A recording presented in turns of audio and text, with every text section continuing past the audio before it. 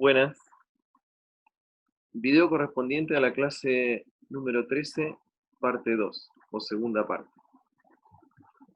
Bien, para ubicarnos, les digo que esta clase en realidad corresponde estrictamente a la unidad 2, ya algo dio Félix de esto, en el ítem que dice la perspectiva endogenista versus la histórica crítica. Pero la vamos a retomar ahora en la unidad 3, luego de haber visto los autores que denominamos en principio tradicionales. Recuerden que eso ocurrió en las clases anteriores, en que vimos desde los autores llamados provisoriamente tradicionales, la parte referida al mundo o a Europa, y en la clase anterior vimos lo que decían estos autores del nacimiento de nuestra profesión en América Latina. Recuerden entonces que mantenemos este esquema, algunos autores tradicionales. Por fin llegamos, luego de anunciarlo tantas veces, a la parte de los históricos. Brevemente recordamos entonces que los autores tradicionales, en general, si bien hay algunos que se van un poco o bastante más atrás, en general la gran mayoría analizan lo ocurrido en el medioevo con una gran influencia por parte de la iglesia, el monopolio casi de la ayuda, la asistencia a las personas que lo necesitaban, con una fuerte importancia en el tema de la limosna. Como ya dijimos, no tanto para ayudar a las personas en sí, sino como salvoconducto o como medio para lograr, se entendía en esa época, un lugar en el cielo una vez fallecido o ya no estando más en el mundo. Como antecedente. Pero después, en el gran desbarajuste de necesidades que se produce a partir de la revolución industrial, donde ya, digamos, la ayuda de ninguna manera daba abasto, el voluntariado, la buena voluntad no alcanzaba, fueron algunas personas haciendo algunos ejercicios de racionalización, de sistematización, de planificación, y fueron incorporando metodologías a esto que se hacía prácticamente de buena voluntad. Incluso ya habíamos mencionado lo que para estos autores eran los precursores, intentando dar algún orden, algún tipo de racionalidad al tema de la ayuda, pero decíamos que es a partir de la revolución industrial, con la gran e inabarcable demanda de necesidades que esto conlleva para una gran parte de la población, es a partir de ese momento que se vuelve necesario realizar algunos esfuerzos de planificación, de sistematización en el tema de la ayuda.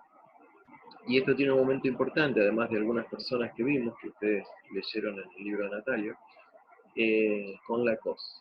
La COS, que hace un esfuerzo de reunión de las entidades que ayudaban, intentando también organizar, planificar y darle un matiz más científico al tema de la ayuda.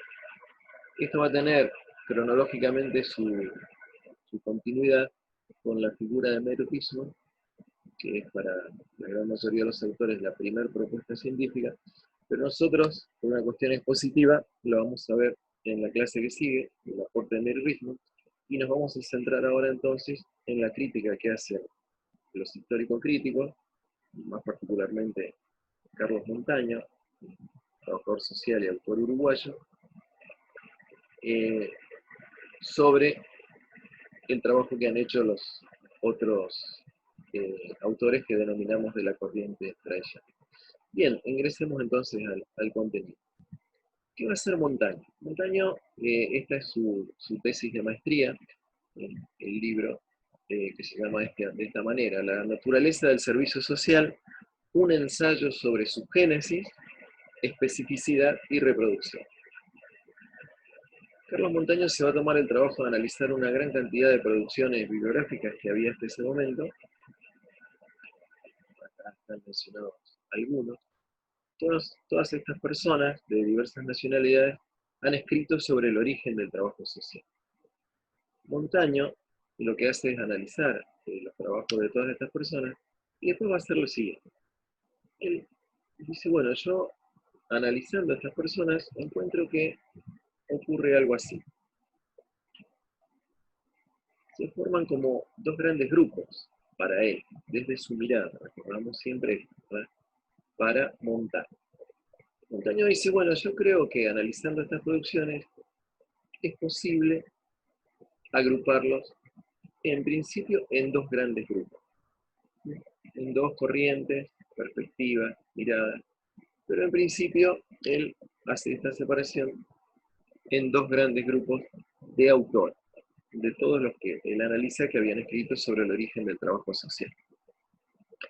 De manera tal, va a decir él, que van a aparecer a su mirada dos perspectivas que él va a denominar dos tesis. Por un lado va a decir, tenemos la perspectiva que Montaño denomina endogenista, y por otro lado, la perspectiva que Montaño denomina histórico. Bien, vamos a analizar esto, pero lo vamos a hacer desde el Power en PDF para que no sea tan pesado al subir.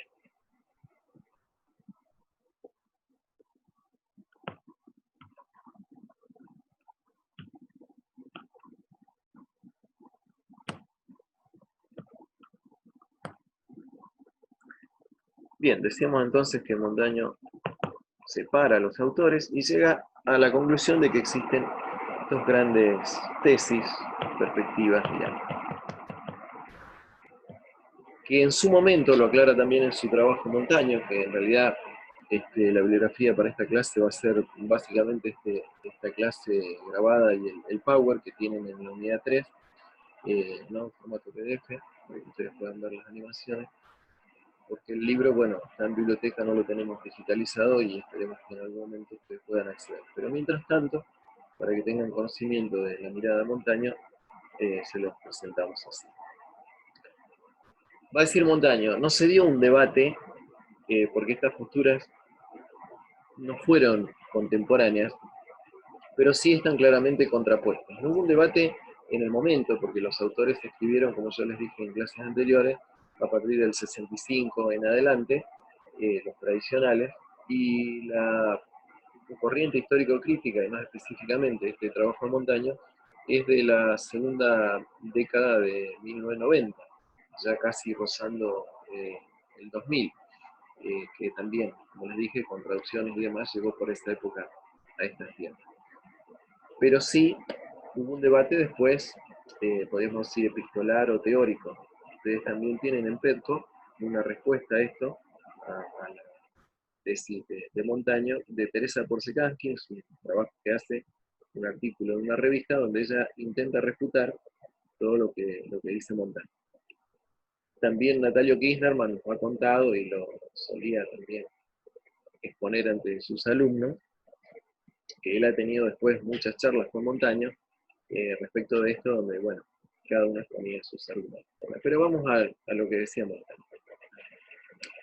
Va a decir, el grupo que yo, o sea, Montaño, denomina endogenista, lo define de esta manera. Encuentro que todos estos autores ven el origen de la profesión en la evolución, organización y profesionalización de las anteriores formas de ayuda, tanto la caridad, amor a Dios, como la filantropía, amor al hombre, pero vinculadas ahora a la cuestión social. Es decir, por eso los denomina endogenistas, que es una palabrita que deberían buscar en el diccionario, pero como primera aproximación les cuento que es algo endógeno, es algo que sale como dentro de sí mismo, ¿no?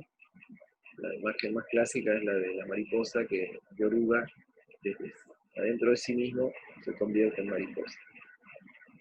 Eso sería algo endógeno. Entonces dice Montaño, para mí estos autores ven el origen de la profesión en lo que antes era la caridad y la filantropía, cómo eso fue evolucionando, cómo se organizó y se profesionalizó, pero como que desde adentro de sí mismo fue adquiriendo racionalidad, tecnicismo, etcétera, en determinado momento cuando estalla la problemática de la cuestión social. No obstante, dice Montaño, no son todos iguales para él los autores tradicionales, porque dice, bueno, claramente hay algunos que se van, como yo les he mencionado, al origen del hombre, a las primeras tribus, que intentan ver algún vestigio de antecedente de la profesión en cualquier, digamos, buena acción de cualquier persona. Eso claramente dice, bueno, están casi fuera de análisis. Y bien, si bien hay otros autores que intentaron a partir de la reconceptualización alguna ruptura con este esquema, pero no obstante, va a decir Montaño, no dejan de tener esta mirada para él endogénica. Entonces dice, bueno, a ver, un grupo que intentan rastrear cualquier antecedente en la historia humana, que eso, bueno, francamente no vale la pena ni analizarlo, y va a haber otro grupo, entre los que están Natalio, Germán Cruz y algunos que trabajaron en la reconceptualización, que tienen como un intento de ruptura Montaño con esta mirada, pero no logran zafar de esta mirada endogenista, que es definir la profesión casi desde dentro de sí misma, como desenvolviéndose, tecnificándose, racionalizándose. Dice Montaño, para mí la mirada endógena o endogenista no contempla la historia como causa, es decir, menciona la historia, pero lo hace como un marco, como un contexto, hace una especie de historiografía, va a decir Montaño, en el que el etapismo se desenvuelve dentro de una historia, pero a modo de maqueta. No logran establecer, dice el autor, una relación causal entre lo que ocurre en la profesión y el desarrollo histórico. Tienen una visión focalista, es decir, pareciera ser que la profesión es una opción personal de tal precursor, Vives, Bartolomé Las Casas, algún otro, pero no hay una relación social que lo cause, no es un movimiento de colectivos, entendido esto por una agrupación importante de personas en base a determinadas características, sino que son más bien arrestos o ideas individuales. Es decir, en esta mirada, dice Montaño, hay como una externalidad. No hay un análisis profundo del contexto social, económico y político como condicionante o determinante. Mencionan, dice la historia, pero casi casualmente. No logran establecer un nexo causal entre algún hecho histórico y lo que ocurre con la profesión en determinados momentos. Se pregunta Montaño, ¿cuál es el papel que estos autores otorgan a la profesión en el orden social? Porque dice, ellos parecen establecer solamente una relación con el usuario, es decir, con la persona que atiende, y con su empleador, el Estado, alguna organización y demás. Pero se pregunta, ¿cuál es la función social que tiene la profesión? ¿Será de legitimar el orden establecido, de un intento de ruptura, de establecer algo diferente? No logra advertir. Sigue diciendo Montaño, a mi entender, la postura endogenista está equivocada en el análisis que hace, primero porque con la vastedad de antecedentes que intenta abarcar, se va prácticamente hasta el primer hombre. Eso permite hacer cualquier análisis serio, cualquier perspectiva crítica. Segundo, se pregunta, si fuera verdad que el origen es, como dicen estos autores, siempre según Montaño, ¿por qué desde que está la profesión como tal, que se da la profesionalización, podríamos situarla a partir del mediatismo en adelante, en 1900 y tanto, segunda década de 1900, ¿por qué, según la Montaño, después que se instaura la profesión como tal, siguen dándose las ayudas a través de la caridad y la filantropía? Si fuera como dicen los autores tradicionales, cuando nace la profesión ya no debería existir más esto. Siempre a juicio de Montaño, reitero, esto por supuesto desde las personas que él cataloga como endogenistas tiene muchas respuestas, ¿verdad? Dice Montaño, esto para mí no hay una ruptura de significado entre lo que ocurría antes y después de la profesionalización o de la instauración de la profesión como tal. Solo hay una organización, una tecnificación, una especie de ordenamiento, pero prácticamente no cambia. Y se termina preguntando, bueno, si la profesión surge junto con las ciencias sociales, porque hay más de un siglo de distancia entre que aparecen las primeras ciencias sociales, alrededor de 1800, hasta que se instaura la profesión de 1900 en adelante. Y va a dar la definición de lo que él considera que está en lo cierto, que es su postura y la que después también comparten todos los autores histórico-críticos. Va a decir, miren, para mí, para nosotros, para los histórico-críticos, dice Montaño, el origen de la profesión debemos buscarlo en el subproducto de la síntesis de los proyectos político-económicos que operan en el desarrollo histórico, donde se reproduce material e ideológicamente la fracción de clase hegemónica, cuando, en el contexto del capitalismo en su edad monopolista, el Estado toma para sí las respuestas a la cuestión social. Son complicados los marxistas para redactar, ¿verdad? Esta es una definición un poco intrincada y más para un primer año, donde todavía ustedes no han visto, por lo menos en esta carrera, algunas categorías del pensamiento marxista. De todos modos, no se asusten, porque en realidad lo que nosotros queremos que se queden con esto, en esta primera aproximación de temas que después van a seguir viendo a lo largo de la carrera, y más en esta modalidad, sin poder tener un intercambio en el aula, es que adviertan de esta definición, que lo que Montaño dice es que en realidad es más complejo para él que una simple evolución, sino que en determinado momento histórico el Estado se ve compelido, se ve obligado a tomar para sí, es decir, a asumir, a dar él las respuestas a la cuestión social. Digamos que con esa idea por ahora estaría bien. No obstante, yo voy a intentar desmenuzar esta definición para que ustedes tengan, como digo, alguna aproximación más a, al desarrollo más profundo de esta definición. Bien, dice Montaño, el desarrollo histórico. Este es un concepto básico del marxismo, porque en realidad, no en vano, la teoría que lo sustenta se llama materialismo histórico, porque justamente esta corriente basa todo su análisis en el proceso histórico y lo que ocurrió justamente desde su óptica y con sus herramientas en el desarrollo histórico. Es decir, se basan en analizar hechos, documentos, sucesos, pero ocurridos realmente en la historia, no son elucubraciones, no son conceptualizaciones. Si bien, obviamente, como dijimos antes, cada hecho que uno analiza, uno lo hace hablar de acuerdo a los instrumentos o a la mirada con que lo aborda. Pero el concepto clave acá es que para el marxismo, la vida ocurre en el desarrollo histórico y el análisis que ellos hacen se da siempre basado en el desarrollo histórico. Bueno, dice Montaño, en el desarrollo histórico, donde se reproduce material e ideológicamente la fracción de clase hegemónica, y vamos a analizar esta parte del concepto. Para el marxismo, en cada hecho, suceso político-económico, en el mismo hecho ocurre una especie de doble versión. Al tiempo que se produce algo materialmente, se reproduce algo ideológicamente. Y pongo un ejemplo. Un señor que trabaja en una panadería. Se levanta a las 5 de la mañana, va a la panadería, de la forma que sea, produce un elemento material que es el pan.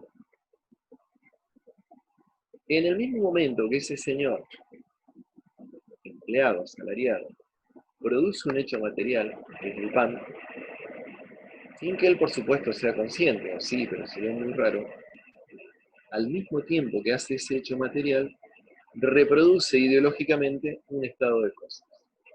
¿Qué es lo que reproduce? Bueno, reproduce lo que no cuestiona, reproduce que él es un empleado, que va a tal hora, que hace el pan, y que su patrón por eso le paga. Es decir, reproduce ideológicamente un estado de cosas, un estado de situación.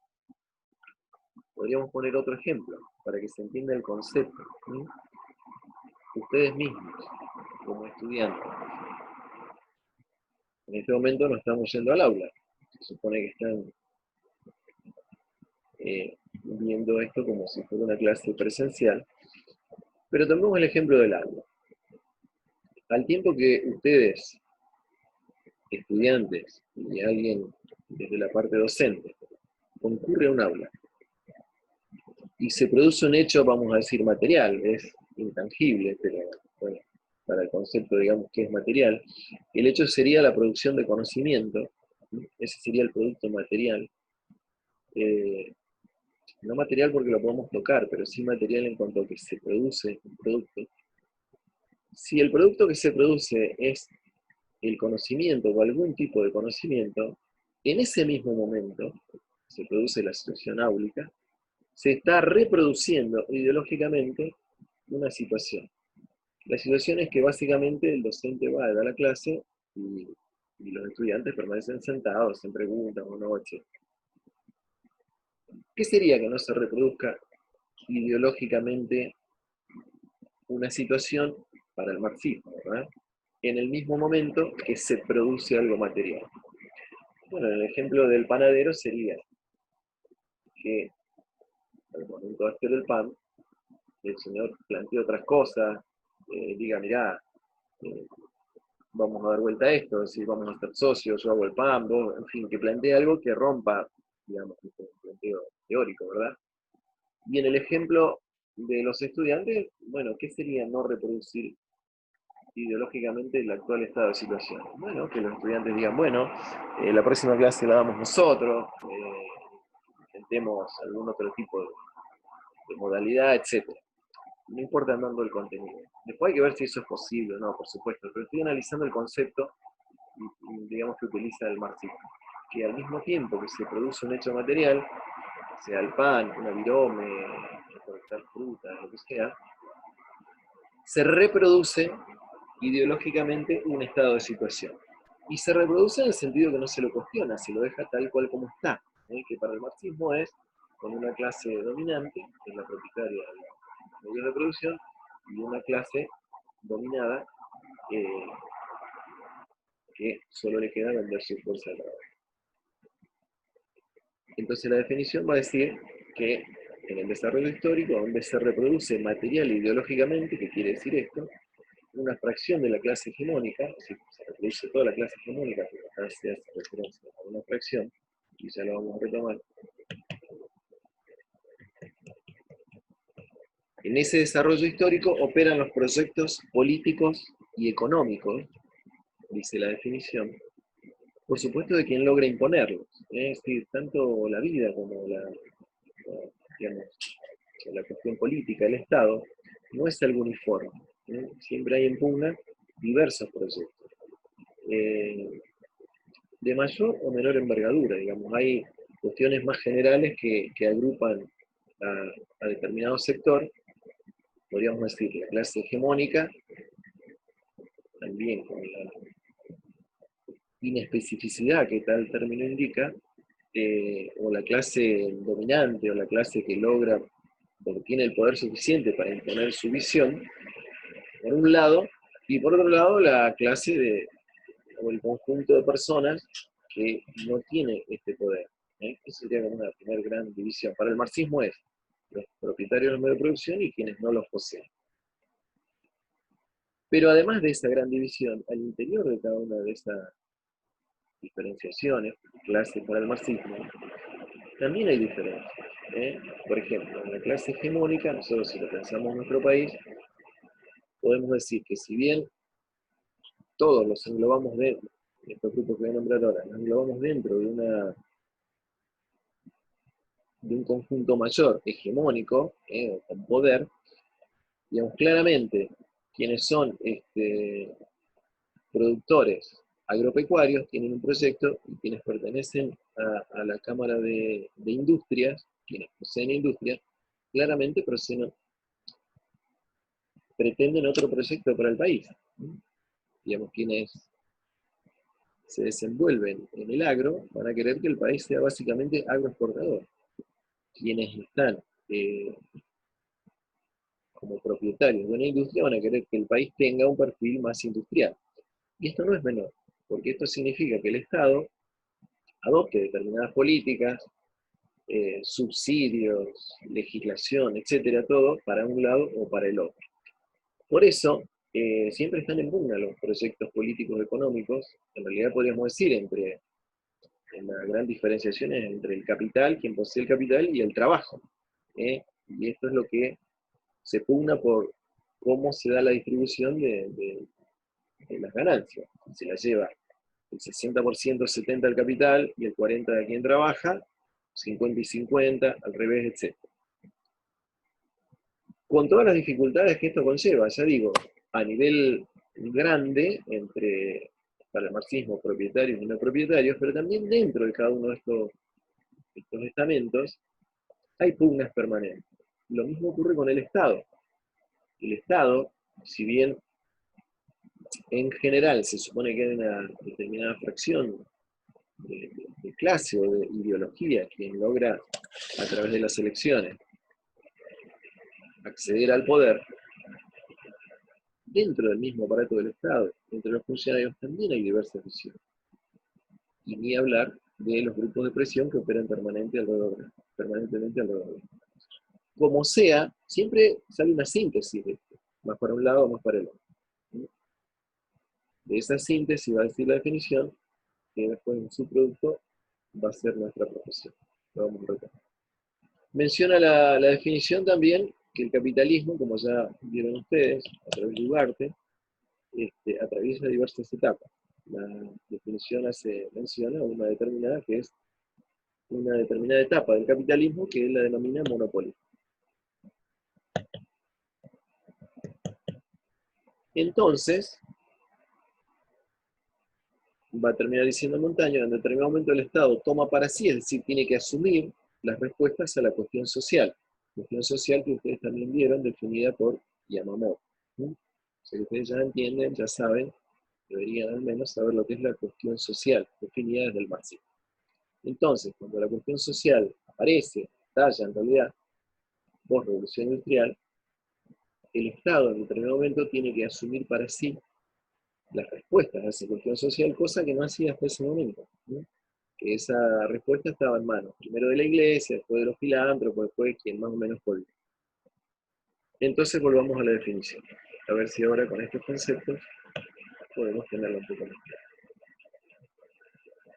En el desarrollo histórico, donde para el marxismo ocurre la vida y el análisis de la vida, allí donde se reproduce el desarrollo histórico material y al mismo tiempo ideológicamente la fracción de clase hegemónica, en determinado momento del capitalismo, en su edad monopolista, y como subproducto, es decir, como una partecita de la síntesis de los proyectos políticos económicos que están en el poder, el desarrollo histórico, pero que en ese momento ostentan el poder, en determinado momento, como subproducto, como una parte de la síntesis de estos proyectos, y cuando se vuelve absolutamente necesario porque no había otra opción, el Estado debe tomar para sí, es decir, debe asumir, dar respuesta a la cuestión social.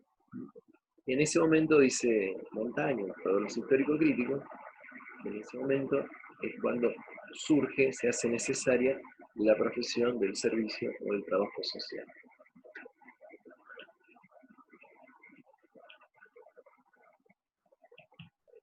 Y lo voy a explicar un poco más. Dice, por eso es que la profesión tiene un papel claramente político, ¿sí? Un papel político. Es una función la del trabajador social, que no, la profesión, que no se explica por sí, sino por la posición que ocupa, dice Montaño, en la división sociotécnica del trabajo. Es decir, que en el concierto de las profesiones de la división es necesaria la profesión para determinada cosa, según Montaño. Es un producto histórico, surge de la relación de clase, de lucha de clase, cuando el Estado, en el estallido de la cuestión social, debe asumir la atención de esas necesidades a través de las políticas sociales. Ustedes saben que cada acto del Estado se expresa en políticas públicas. ¿Sí? Lo que hace el Estado en materia de economía constituye su política pública económica. ¿No? Lo que hace en materia de relaciones internacionales, bueno, su política pública de relaciones con otros países. Lo que ocurre en la parte social son sus políticas públicas, es decir, del Estado, en la faz social. Entonces dice Montaño, nuestra postura, la de él y la del Ministerio Corítimo, es la más acertada, porque tiene una visión totalizante, surge de un contexto político, social y económico que la contiene y la determina. Surge dentro de una lucha de clases, de proyectos que están en pugna, haciendo fuerza uno por un lado, otro para el otro. Ese momento es entre los siglos XIX y XX, con la Gran Depresión que se da en Estados Unidos, básicamente, que pasa el capitalismo de competitivo monopolista, y ante el aumento de la conflictividad y la organización sindical y social, el Estado necesita legitimarse, para no perder el poder y para que esta ebullición, digamos, no termine invirtiendo el orden de cosas de ese momento. Amplía entonces el Estado esa lucha, y se produce una vinculación con participación democrática, surgen los derechos civiles, políticos y sociales, y eso es una conquista, dice, de las clases populares, subalternas. Lo mismo que las políticas sociales, es decir, toda la, ya no quiero decir la ayuda, toda la implementación de las políticas sociales, porque el concepto de ayuda es un poco peligroso, si parece que la ayuda es que si fuera una dádiva, y justamente lo que está planteando el marxismo es que no es una ayuda, no es una concesión graciosa, sino que es un derecho que se obtiene a través de una lucha, la instauración de las políticas sociales. Políticas sociales que, no obstante, siguen siendo fragmentarias, ¿no? Es decir, hay una política social de salud, otra de educación, otra de vivienda, están compartimentalizadas, y a la profesión le va a otorgar el poder, según los marxistas, la ejecución terminal, es decir, la última parte de la aplicación de estas políticas sociales.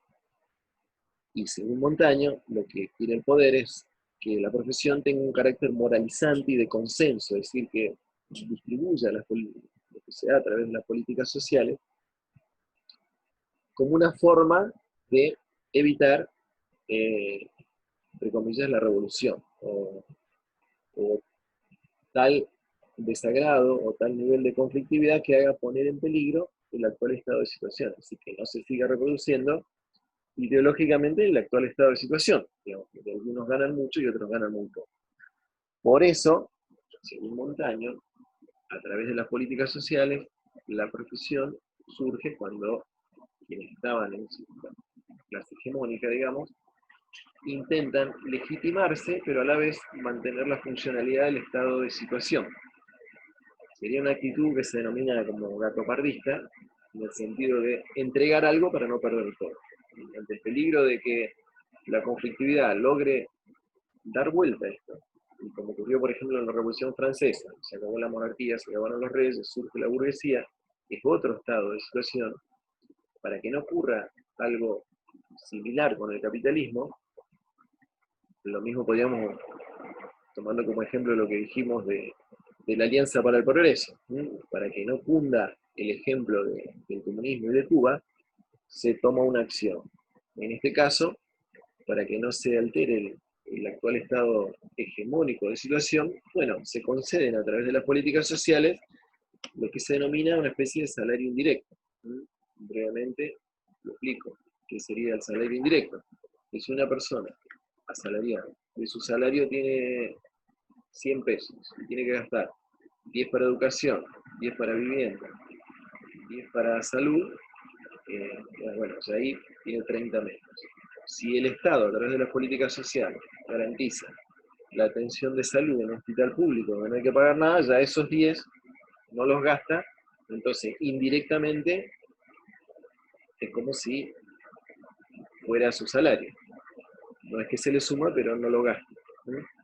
Lo mismo ocurre con vivienda, con educación, etc. Ese es el concepto, no estoy haciendo un juicio de valor, si esto está bien o está mal. El concepto. Entonces va a terminar diciendo Montaño, bueno, existe una tensión entre las dos posturas, no se puede servir a dos señores, digamos, o aceptás que el origen fue de una manera o fue de otra. Y va a concluir diciendo que en una comparación entre la postura que él denomina endogenista y la histórico-crítica, dice, bueno, respecto de la naturaleza, la funcionalidad y la legitimación, para la postura endogenista, el origen está en una continuidad, en una evolución, en una visión altruista de la ayuda, de ser bueno y de ayudar al otro, mientras que para el histórico-crítico hay una ruptura con lo anterior. La profesión tiene una función, cumple un papel, aun cuando esto pueda ser beneficioso para las personas con las que se trabaja, digamos, dice el histórico crítico, porque bueno, lógicamente, que haya un hospital, que haya una escuela pública, es bueno para quien no puede pagarlo de otra manera, pero desde la mirada del marxismo, aun cuando esto sea bueno y vaya en auxilio de quienes lo necesitan, la verdad dice que esto no debería ser así, que cumple una función de lograr consenso y legitimación de un estado desigual de cosas más general. Se da en el endogenismo una visión particularista, focalizada, que se mira a sí mismo o a un sector muy pequeñito, mientras que para el histórico crítico hay una mirada, una visión de totalidad. Si bien hay particularidades, pero dentro de un contexto más general que la contiene y la determina. Y ese contexto es el Estado, que está en permanente tensión, en lucha de los proyectos eh, hegemónicos y populares que están en punta. Que es así, dice él, cómo se logran las políticas sociales. Existe también para los históricos críticos una identidad atribuida, es decir, que cuando surge, se le intenta que el poder tenga en la profesión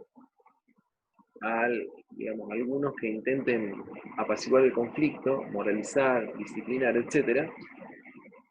Pero también dice él, bueno, hay muchos profesionales que asumen esto, en vez de tener otra postura más crítica, bueno, asumen esta postura, esta identidad atribuida. Es como un doble juego, dice, una cosa es que a vos te atribuyan a hacer esto, otra cosa es que vos como profesional lo asumas. Es tener otras ideas, otras propuestas y intentar hacer otras cosas. Bien, van a ver ustedes ahí que al final de la presentación hay algunas preguntas solamente como disparadores, así como futuros profesionales, nos gustaría ser, como dicen los marxistas después del nacimiento, evitador de conflictos, legitimador de desigualdades, apaciguador de protestas, moralizador, o intentar una práctica diferente. Bueno, sintéticamente esta es la visión del trabajo de Montaño sobre el trabajo de los otros autores que no son histórico-críticos y que él va a denominar endogenistas respecto del origen o del nacimiento de la profesión, estableciendo entonces claras diferencias entre una postura y otra para él. Repito una vez más que esto no es que quienes él menciona como endogenista alegremente dijeron, ah, bueno, soy endogenista. Muchos lo refutaron, lo criticaron. Ustedes tienen el trabajo de Porcecán, ya les digo, Natalia también ha tenido muchas charlas amables porque eran muy amigos con Montaño, manteniendo cada uno su postura. Bien, entonces esto era la visión, por ahora esto es lo que podemos ofrecer. Cuando puedan, en realidad ustedes tienen que leer el primer capítulo del libro de Montaño, donde desarrolla más en profundidad y extensamente esto. Y concluiríamos así la segunda parte de la clase 13 con la visión histórico-crítica. Nos restaría ver en la clase subsiguiente la crítica de Travie a los críticos, a los histórico-críticos, y la primera propuesta científica de Meredith, que eso sería en la clase 14.